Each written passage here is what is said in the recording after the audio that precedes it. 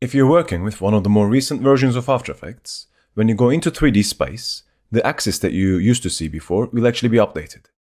Let me show you what I mean. If I just take this layer and convert it to a 3D layer, and if I select the layer now, you see instead of seeing the three arrows that we used to see, we now have a more updated and more complicated gizmo. Now this gizmo here will actually let you control the position and the rotation all at once. So if I move my mouse over to one of these arrows here, let's say the X, the Y, or the Z arrow, just like the previous versions, I can move this left and right, up and down, and backwards and forwards.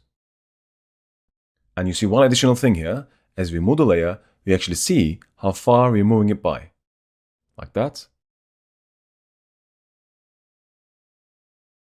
The other thing that we have with this heads-up display is this curved area or the curved line.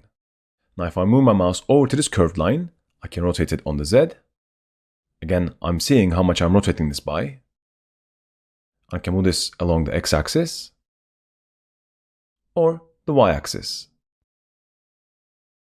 And finally, you can also scale the layer on any of these axes by moving to one of these cubes here now.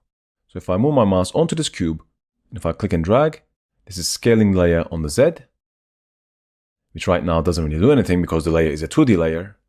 If I move the mouse onto this cube, for example, I can scale it on the X, like that. Or if I move onto this, I can scale it on the Y. Now this is a little tricky now because of the rotation, so let me rotate this a little more. Now I can move the mouse onto this Y cube and then click and scale this up and down only on the Y.